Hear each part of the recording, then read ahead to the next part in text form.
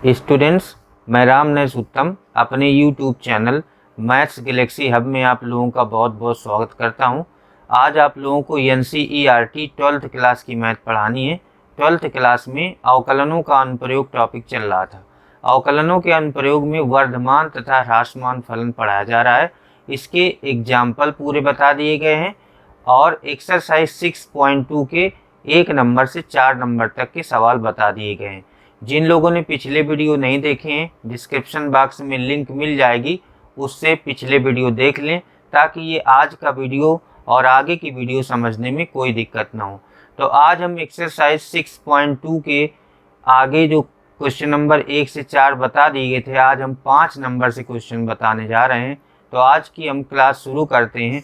5वां सवाल देखिए, अंतराल ज्ञात कीजिए जिनमें f(x) = 2x³ - 3x² - 36x + 7 से प्रदत्त फलन f एक निरंतर वर्धमान फलन है, दूसरा एक निरंतर ह्रासमान फलन है। दो कंडीशन पर आपको इनके अंतराल निकालने हैं। तो f(x) बराबर लिख लेंगे 2x³ - 3x² - 36x + 7। f' निकालेंगे, अवकलन करेंगे तो ये हो जाएगा 6x² - 6x - 36। f' 6 कॉमन हो जाएगा, x² - x - 6। तो f' इक्वल 6 कॉमन, x² 6 के फैक्टर करें कि -1 आ जाए तो 3 2 जा 6, 3 दूनी 6 - 3x + 2x - 6 बराबर 6। x कॉमन आ जाएगा, x - 3 + 2 x - 3 6 x - 3 x + 2। उसके बाद जब f' आ जाता है तो इसको 0 किया जाता है। इसको 0 कर दीजिए, f' बराबर 0। 6 x - 3 x + 2 बराबर 0। तो x बराबर आ जाएगा 3 और -2। ये 0 हो जाएगा उधर होके, तो x बराबर 3 और -2। इसको क्रम से लिखा जाता है, मतलब पहले -इनफाइनाइट लिखते हैं और इधर +इनफाइनाइट लिखते हैं। उसके बीच में ये सीरियल से पहला वाला मान, जो छोटा मान है, पहले लिखते हैं -2 और जो बड़ा मान है उसको बाद में लिखते हैं। अगर 3 मान है तो तीनों लिख देंगे। फिर 3 अंतराल बनेंगे इसमें। देखिए, पहला अंतराल बनेगा -इनफाइनाइट से -2, दूसरा -2 से 3, तीसरा 3 से इनफाइनाइट। ये 3 अंतराल बनेंगे। तो यहाँ हम टेबल बना लेते हैं। अंतराल, यहाँ पर f' का चिन्ह, उसके बाद यहाँ पर f की प्रकृति। ये टेबल बना लेंगे। यहाँ पर देखिए, पहला अंतराल क्या आ जाएगा, -इनफाइनाइट से -2। उसके बाद दूसरा अंतराल आ जाएगा -2 से 3, तीसरा आ जाएगा 3 to इनफाइनाइट। 3 बॉक्स ऐसे बना देंगे। उसके बाद f' का चिन्ह कैसे निर्धारित करते हैं, पहला माइनस है, दूसरा माइनस है, तो यहाँ लिखेंगे minus into minus is greater than 0, यानी प्लस हो जाएगा तो ग्रेटर देन 0 होगा f'। उसके बाद पहला माइनस, दूसरा प्लस, ये लेस देन 0 होगा क्योंकि इसका रिजल्ट माइनस में आएगा। तीसरा देखो, पहला प्लस और दूसरा भी प्लस, तो ये भी ग्रेटर देन 0 होगा। इन तीनों से आप ये देख रहे हैं कि इन दोनों पर ग्रेटर देन 0 है। f' ग्रेटर देन 0 होता है तो निरंतर वर्धमान कहा जाता है। तो पहला वाला और तीसरा वाला निरंतर वर्धमान है, यानी एफ आपका निरंतर वर्धमान है पहले वाले में और तीसरे वाले में निरंतर वर्धमान है और इसमें लेस देन 0 है, इसलिए निरंतर ह्रासमान है।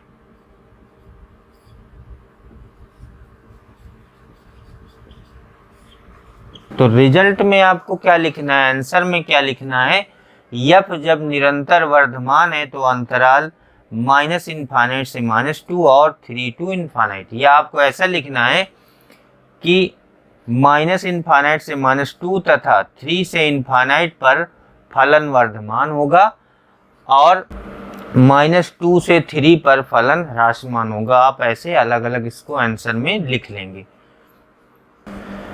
छठवां सवाल देखिए, अंतराल ज्ञात कीजिए जिनमें निम्नलिखित फलन निरंतर वर्धमान या ह्रासमान फलन है। आपको अंतराल निकालना है। इसमें 5 सवाल दिए गए हैं।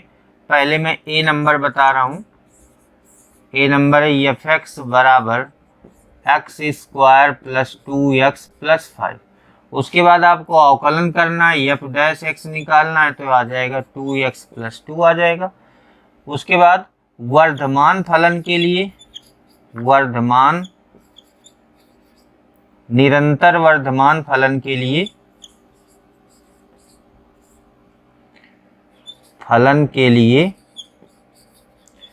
क्या होता है, F dash x is greater than 0। तो ये जो तुम्हारा एफ डैश एक्स निकला इसको ग्रेटर देन 0 कर दो।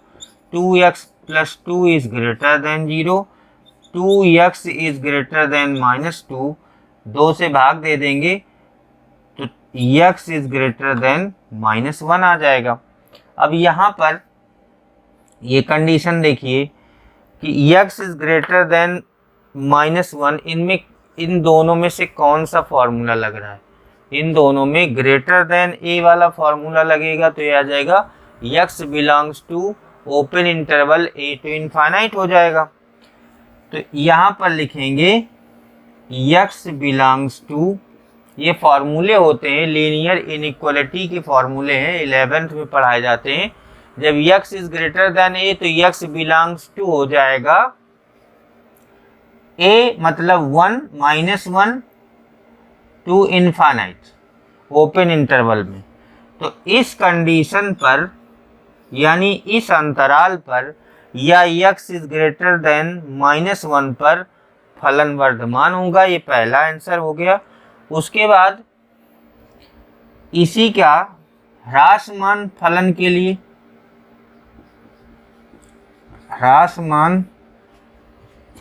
लिए क्या होना चाहिए, F dash x is less than 0 होना चाहिए। ये जो एफ डैश एक्स निकला है वो लेस देन 0 होना चाहिए।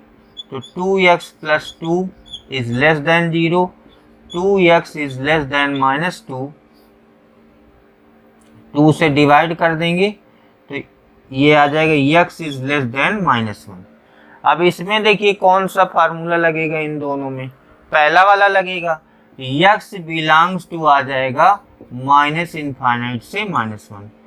तो हम ये कह सकते हैं कि -इनफाइनाइट से -1 अंतराल पर या x इज लेस देन -1 पर फलन निरंतर ह्रासमान होगा।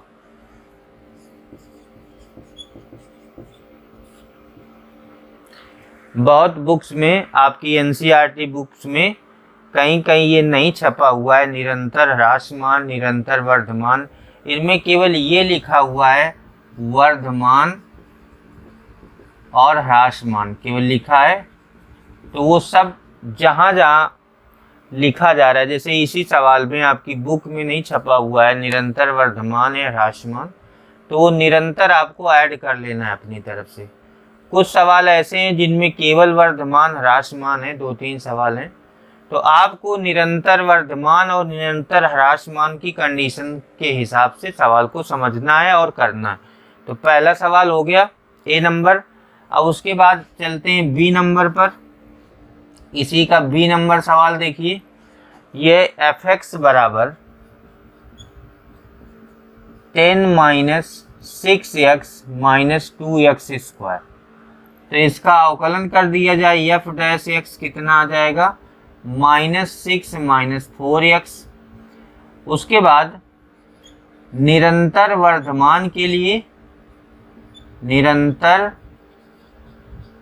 वर्धमान के लिए क्या होना चाहिए, क्या होता है, F dash x greater than 0 होता है। सभी में यही कंडीशन लगाएंगे, पहले वाले में भी यही किया है।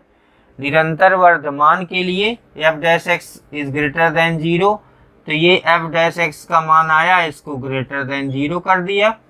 तो -6 इज ग्रेटर देन 4x, 4 इधर आ जाएगा, मतलब 4 से डिवाइड हो जाएगा, तो -6/4 इज ग्रेटर देन 4x/4, ये कैंसिल हो जाएगा। तो -3/2 इज ग्रेटर देन x।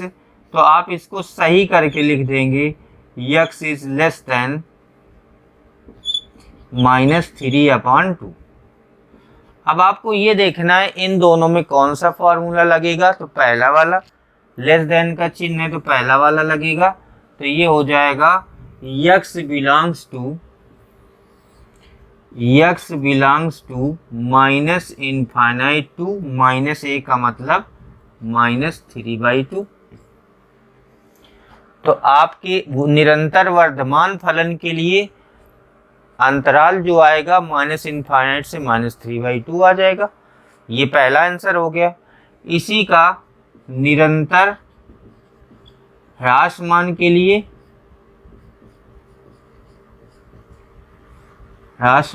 लिए, ये क्या हो जाएगा, F dash x is less than 0 हो जाएगा। ये जो आपका एफ डैश एक्स निकला था, इसको लेस देन 0 कर देंगे, तो देखिए क्या होगा, -6 - 4x is less than 0। Minus से हम माइनस कॉमन कर लेंगे, 6 + 4x is less than 0। Minus से डिवाइड कर देंगे, तो माइनस से जब डिवाइड करते हैं तो बीच वाला चिन्ह बदल जाता है, वो ग्रेटर हो जाता है, लेस का ग्रेटर, ग्रेटर का लेस हो जाता है। उसके बाद 4x is greater then -6, x is greater then -6/4, तो ये आ जाएगा -3/2। x इज ग्रेटर देन -3/2, यहाँ पर लेस देन -3/2 आया था, यहाँ पर ग्रेटर देन -3/2 आ रहा है, इसमें ये वाला फॉर्मूला लगेगा। तो यहाँ लिख देंगे x बिलोंग्स टू, a का मतलब -3/2 टू इनफाइनाइट, यानी इस अंतराल पर फलन ह्रासमान है और इस अंतराल पर फलन वर्धमान है। ये जो अंतराल हमने निकाला है, तो ये पहला और दूसरा सवाल आ गया। सी नंबर सवाल देखिए, सी नंबर है इसका, fx बराबर -2x³ -9x² -12x + 1। फिर f डैश x निकालेंगे, तो -6x² -18x -12 आएगा। f डैश x -6 कॉमन हो जाएगा, x² + 3x + 2 आएगा। f डैश x -6 इसके फैक्टर करेंगे तो x + 2 x + 1 आएगा। उसके बाद वर्धमान फलन के लिए देखिए क्या होता है, निरंतर वर्धमान के लिए, निरंतर वर्धमान फलन के लिए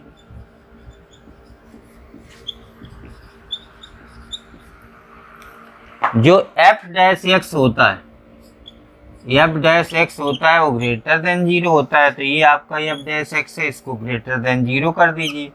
-6 x + 2 x + 1 is greater than 0।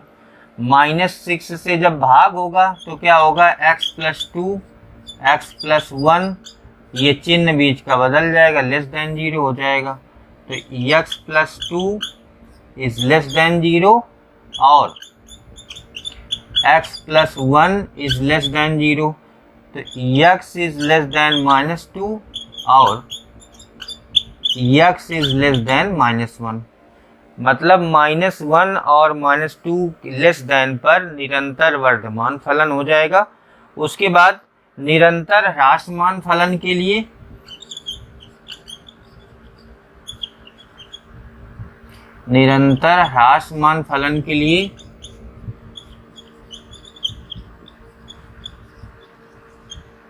क्या होता है, एफ डैश एक्स आपका लेस देन 0 होता है। एफ डैश एक्स को लेस देन 0 करोगे तो -6 x + 2 x + 1 लेस देन 0। -6 से भाग देंगे।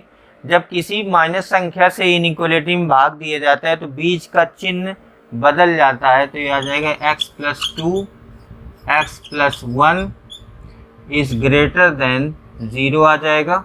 उसके बाद x + 2 इज ग्रेटर देन 0 तथा x + 1 इज ग्रेटर देन 0। तो x इज ग्रेटर देन -2 तथा x इज ग्रेटर देन -1।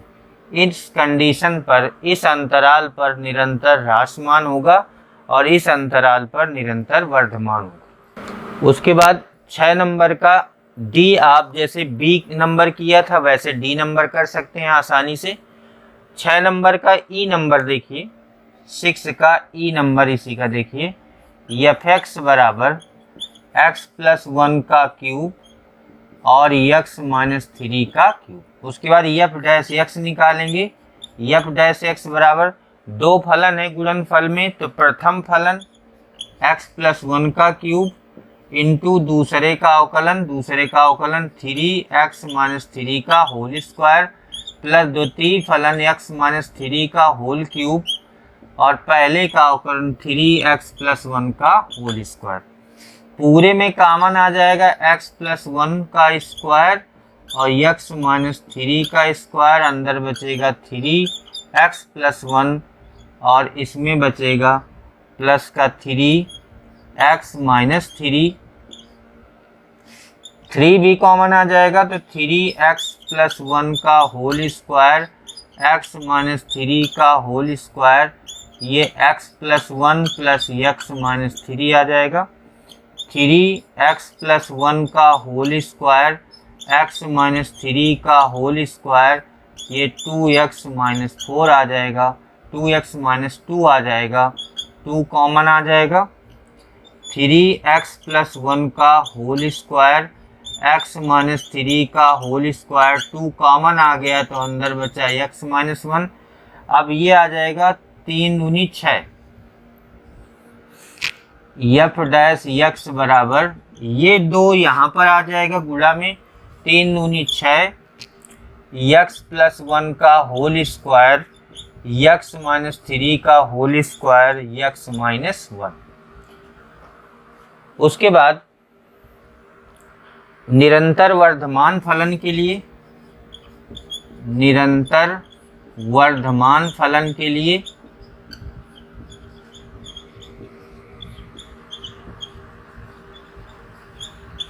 क्या होता है, f dash x is greater than 0। तो f डैश x, बाकी तो सब पॉजिटिव हैं, इसका ग्रेटर देन 0 होना चाहिए, तो इसको आप ग्रेटर देन 0 कर देंगे। तो 6x + 1 का होल स्क्वायर x - 3 का whole square x - 1 is greater than 0। ये टोटल पॉजिटिव है क्योंकि इनमें सब में स्क्वायर लगा है, ये पॉजिटिव है तो इनको उधर कर दीजिए। x - 1 इज ग्रेटर देन 0 तो x is greater then 1। x is greater then 1 में कौन सा फार्मूला लगेगा, ये वाला। तो x belongs to a to infinite यानी 1 to infinite, x belongs to 1 to infinite, मतलब 1 to infinite पर फलन कैसा होगा, वर्धमान फलन होगा। उसके बाद ह्रासमान फलन के लिए क्या हो जाएगा, निरंतर ह्रासमान फलन के लिए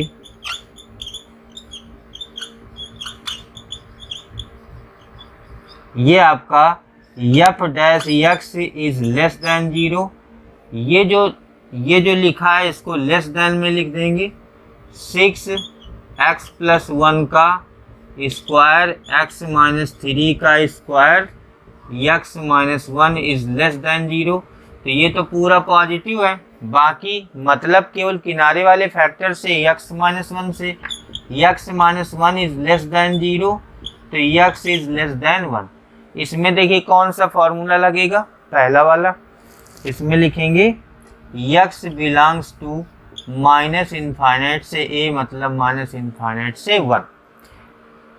उत्तर ये हो जाएगा कि अंतराल 1 टू इनफाइनाइट पर फलन निरंतर वर्धमान है और अंतराल माइनस इनफाइनाइट से 1 पर फलन निरंतर ह्रासमान है। 8 नंबर सवाल है, x के उन मानों को ज्ञात कीजिए जिनके लिए फलन y बराबर x एक्स माइनस 2 का होल स्क्वायर एक वर्धमान फलन है। y बराबर x एक्स माइनस 2 का होल स्क्वायर, इसको लिखेंगे तो y बराबर एक्स स्क्वायर एक्स माइनस 2 का होल स्क्वायर। फिर dy बाई डी एक्स निकालेंगे।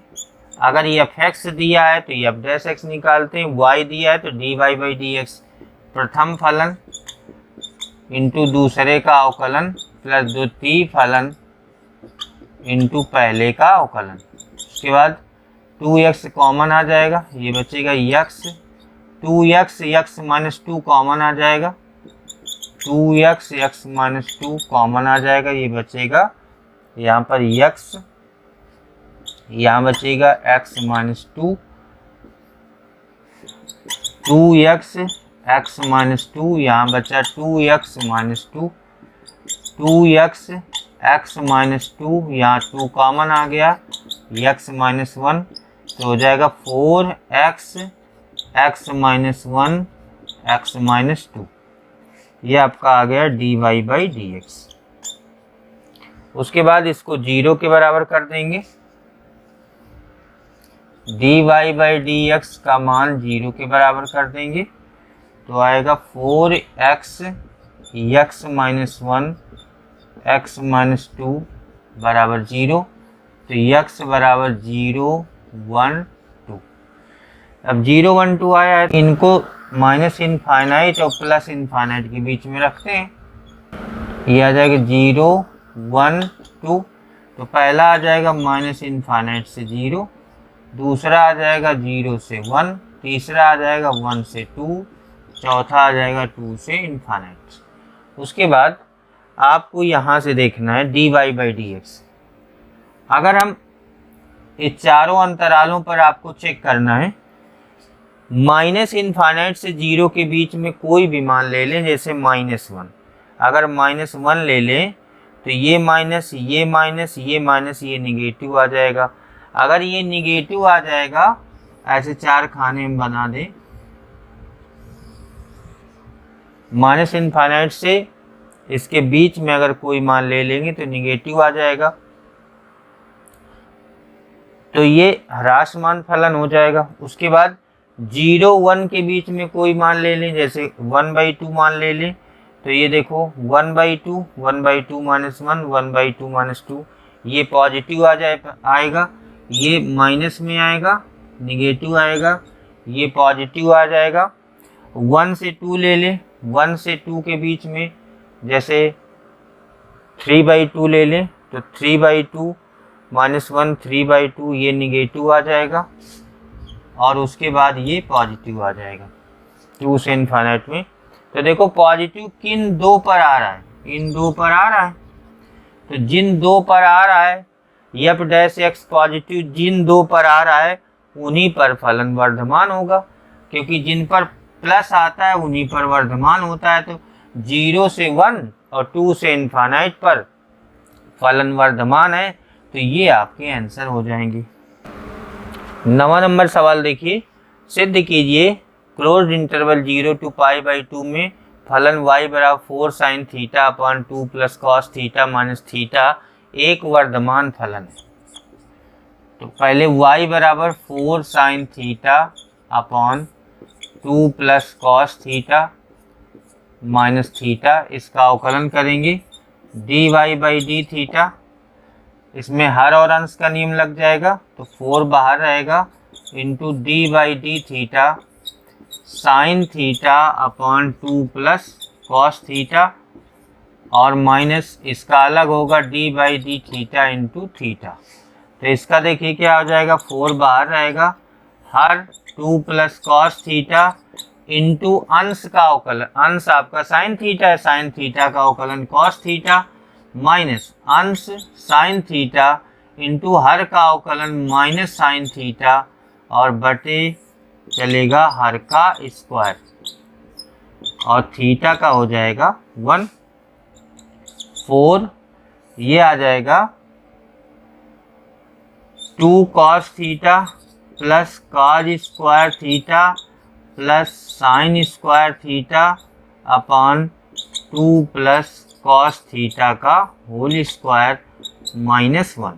Cos square theta plus sine square theta ये 1 होता है, तो आ जाएगा 4 2 cos theta plus 1 upon 2 plus cos theta का होल स्क्वायर माइनस 1।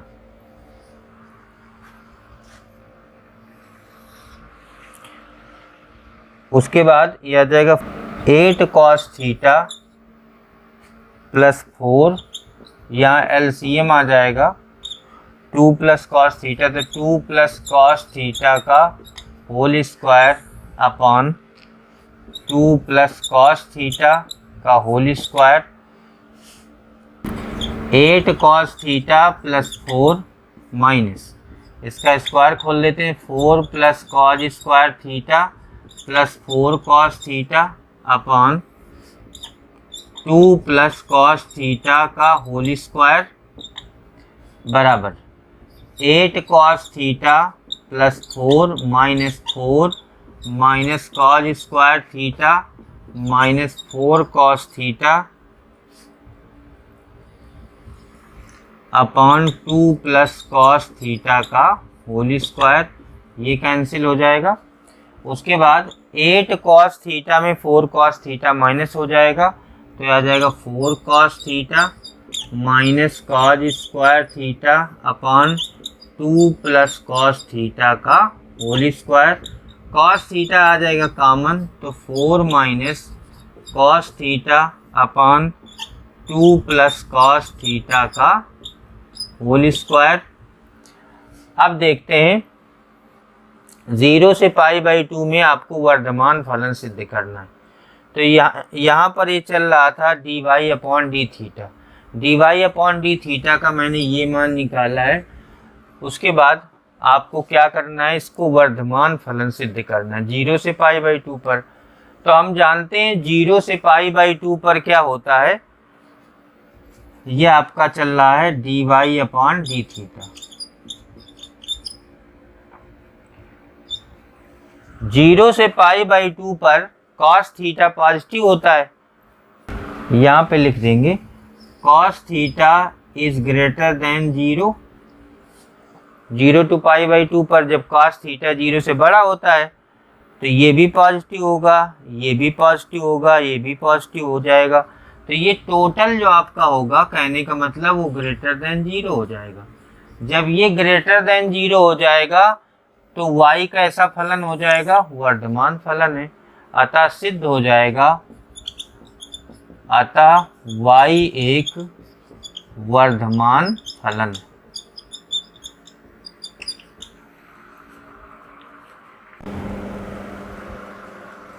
ग्यारह नंबर सवाल देखिए, सिद्ध कीजिए कि -1 to 1 में f(x) बराबर x square minus x plus 1 से प्रदत्त फलन ना तो वर्धमान है ना ह्रासमान है।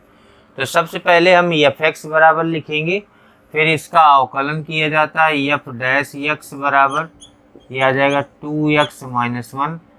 उसके बाद f' को 0 किया जाता है, तो 2x माइनस 1 बराबर 0, 2x बराबर 1, तो x इक्वल 1/2। ये जो मान आ जाता है इसको -1 और 1 के बीच में रखना है, क्योंकि ये -1 और 1 के बीच में लिखा है इन्होंने, तो -1 और 1 के बीच में रखना है। तो पहला अंतराल हो जाएगा -1 से 1/2 और दूसरा अंतराल हो जाएगा 1/2 से 1। अब देखिए -1 से 1/2 के बीच में इन दोनों का जो गुणा है वो ऋणात्मक आ रहा है, इन दोनों का गुणा धनात्मक आ रहा है। या आप ऐसे चेक कर सकते हैं, ये जो fx लिखा हुआ है इसमें -1 से 1/2 के बीच में कोई भी मान रख दिया जाए, जैसे 0 रख दें। अगर मान लीजिए -1 और 1/2 के बीच में 0 अगर आता है, 0 यहाँ रख दें तो क्या हो जाएगा, f डैश x का मान हो जाएगा 2 × 0 -1, माइनस आ जाएगा। तो इस पर f डैश x का मान ऋणात्मक होगा और इन दोनों का मान देखिए, इन दोनों के बीच में कोई भी मान रखा जाएगा, इसमें रखेंगे तो ये धनात्मक आएगा। चाहे आप ऐसे कर सकते हैं कि यहाँ पर अंतराल लिख लें, अंतराल लिख लें, यहाँ पर f डैश x का चिन्ह लिख लिया जाए और यहाँ पर f की प्रकृति लिख ली जाए, यानी fx की प्रकृति लिख दी जाए। तो ये आपकी टेबल बन जाएगी। अंतराल में पहला अंतराल है -1, 1/2। अब नियम के हिसाब से पहला माइनस है, दूसरा प्लस है, तो माइनस प्लस का गुणा माइनस होगा तो लेस देन 0 हो जाएगा। जब लेस देन 0 होगा तो इस अंतराल पर f निरंतर ह्रासमान फलन होगा। उसके बाद अगला अंतराल है 1/2 से 1। ये पहला प्लस है, दूसरा भी प्लस है, तो ये ग्रेटर देन 0 हो जाएगा। इसमें आ जाएगा f निरंतर वर्धमान फलन है। अब एक चीज हम लोग देख रहे हैं, -1 से 1/2 पर ह्रासमान है, उसके बाद 1/2 से 1 पर वर्धमान फलन है। तो -1 से 1 पर ना तो वर्धमान होगा ना ह्रासमान होगा।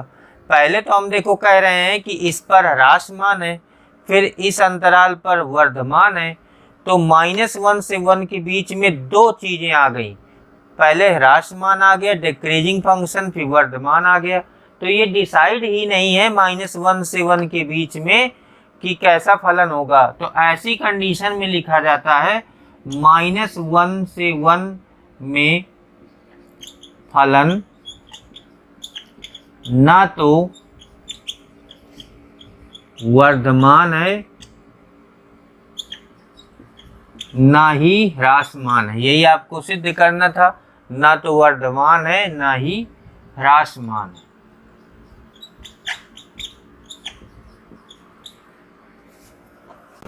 बारह नंबर सवाल देखिए, निम्नलिखित में कौन से फलन अंतराल 0 to π/2 में निरंतर ह्रासमान है?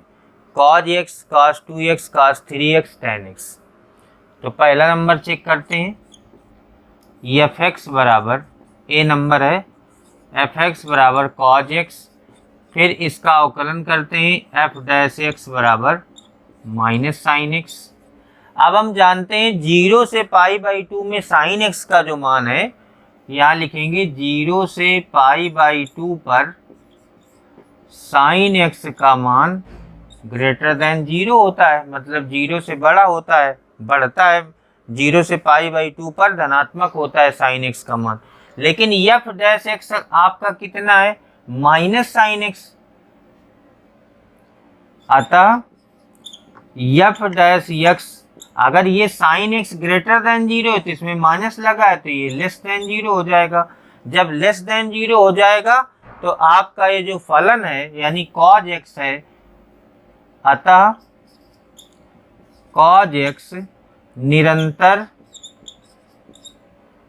ह्रासमान फलन होगा।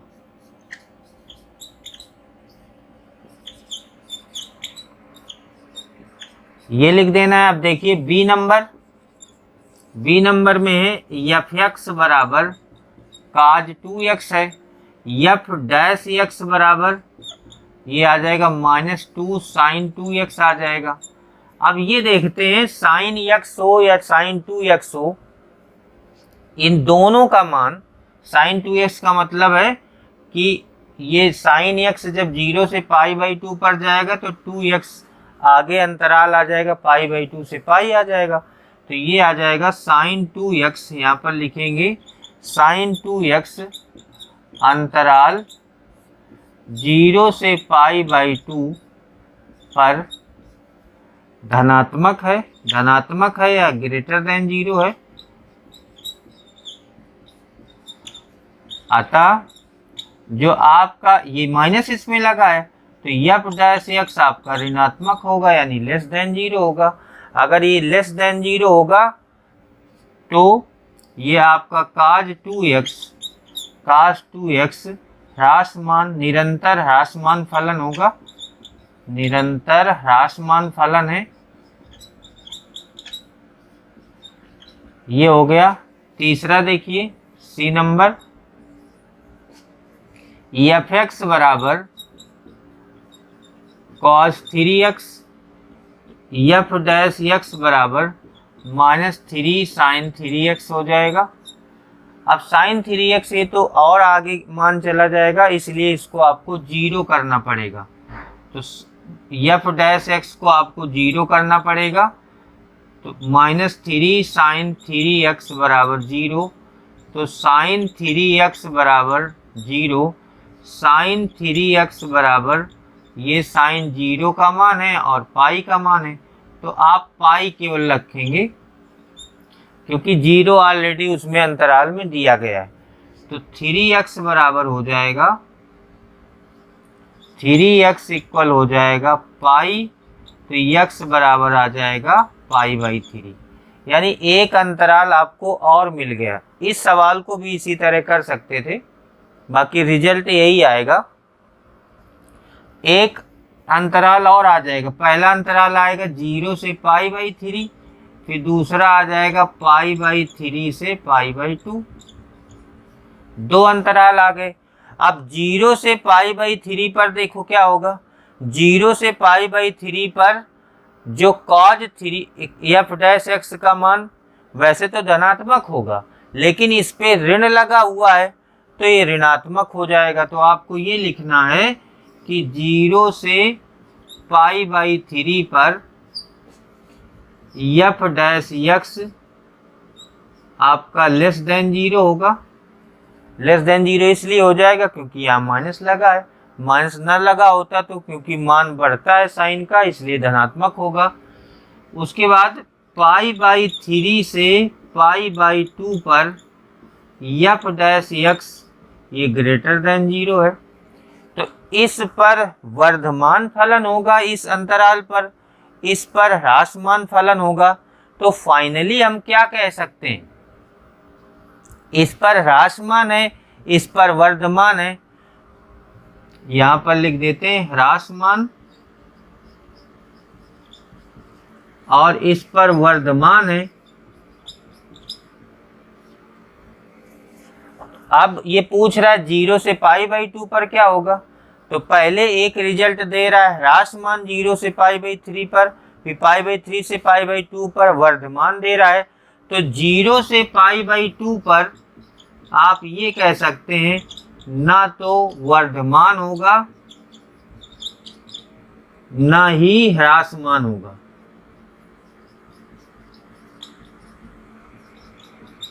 ये रिजल्ट आएगा तीसरे का। चौथा सवाल देख लीजिए।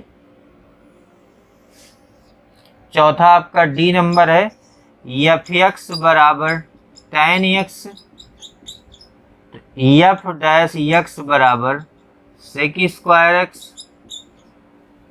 और आप जानते हैं कि sec x का मान 0 से π/2 तक धनात्मक होता है। तो जब sec x का मान 0 से π/2 तक धनात्मक होता है तो ये f डैश x भी धनात्मक होगा। f dash x is greater than 0। जब f dash x is greater than 0 तो tan x या fx हम कह सकते हैं कि tan x निरंतर वर्धमान फलन होगा, निरंतर वर्धमान फलन है। ये आपके चारों रिजल्ट हो जाएंगे। 13 नंबर सवाल देखिए, निम्नलिखित अंतरालों में से किस अंतराल में f(x = x⁻100 + sin x - 1) द्वारा प्रदत्त फलन f निरंतर ह्रासमान है? पहला है 0 to 1, दूसरा है π/2 से π, तीसरा है 0 से π/2, चौथा है इनमें से कोई नहीं। तो हम एक एक को चेक करते हैं। पहले ए नंबर को चेक करते हैं। इसके लिए हम f(x) लिखेंगे x⁻100 + sin x - 1। उसके बाद इसका डिफरेंशिएशन किया जाएगा, f' 100x⁻99 + cos x हो जाएगा। जब अवकलन हो जाएगा तो इस अंतराल की हम बात करेंगे 0 से 1 के बीच में। 0 से 1 के बीच में अगर कोई भी मान होता है तो हम ये लिखेंगे 0 से 1 पर 100x⁻99 ये ग्रेटर देन 0 होगा। भाई 0 से 1 के बीच में आप चाहे 1/2 ले लो तो ये धनात्मक भी आएगा। तो आपको धनात्मक ऋणात्मक से मतलब है, तथा cos x भी धनात्मक होता है। इस रेंज में cos x भी धनात्मक होता है। तो जब ये धनात्मक तो f' आपका हो जाएगा ग्रेटर देन 0। अगर ये ग्रेटर देन 0 है तो f निरंतर वर्धमान फलन है।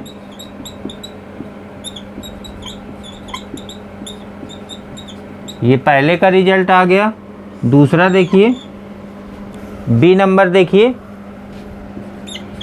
π/2 से π पर f' यही वाला यूज किया जाएगा। 100x⁻99 ग्रेटर देन 0 होगा। और जो cos x का मान है π/2 से π के बीच में cos x is less than 0 यानी ऋणात्मक हो जाएगा। तो फाइनली जो f' जो आपका हो जाएगा वो ग्रेटर देन 0 हो जाएगा, क्योंकि इसका मान बहुत ज़्यादा है, 100 टाइम है x⁻99 में। तो अगर f' ग्रेटर देन 0 आ गया तो ये भी यही रिजल्ट आएगा, f निरंतर वर्धमान फलन है।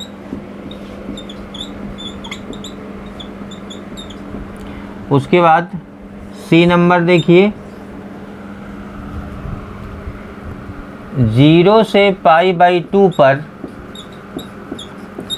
क्या हो जाएगा, ये वाला पोर्शन है 100x⁻99 ये 0 से बड़ा होगा और cos x भी 0 से बड़ा होगा। ये भी पॉजिटिव होता है, दोनों पॉजिटिव होंगे। जब ये मान इसमें रखा जाएगा तो f' इज़ ग्रेटर देन 0, ये भी धनात्मक होगा। इसमें भी f निरंतर वर्धमान फलन है।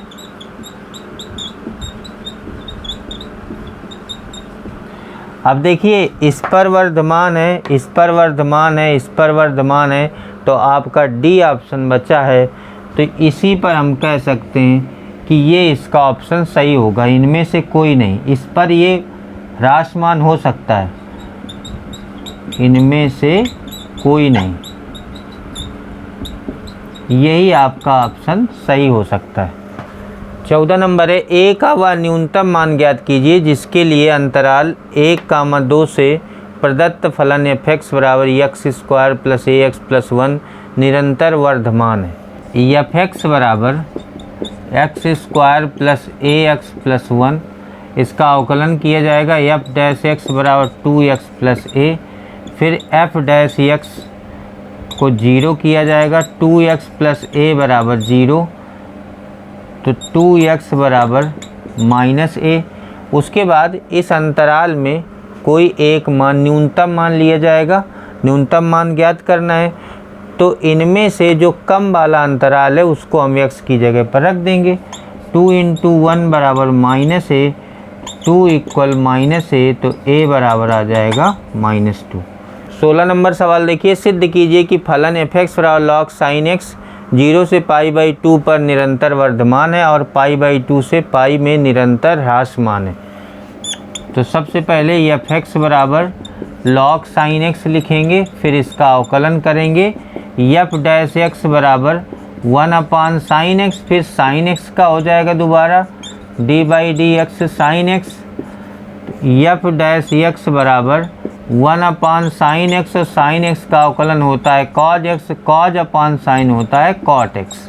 अब आपको ये देखना है 0 से π/2 पर cot कैसा होता है। तो 0 से π/2 पर cot x का मान 0 से π/2 पर cot x is greater than 0 होता है, यानी धनात्मक होता है। अगर ये ग्रेटर देन 0 होता है तो एफ डैश एक्स भी ग्रेटर देन 0 होगा। अगर ये ग्रेटर देन 0 होगा तो एफ क्या कहा जाएगा, निरंतर वर्धमान फलन है।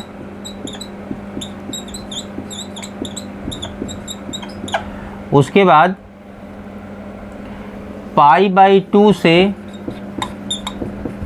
पाई पर जो cot x है, मतलब cot x घटने लगता है, माइनस में जाने लगता है, तो cot x लेस देन 0 होगा, यानी ऋणात्मक होगा। जब ये ऋणात्मक होगा तो एफ डैश एक्स भी ऋणात्मक होगा। जब F dash x less than 0 होगा तब कहा जाएगा कि एफ निरंतर ह्रासमान फलन है।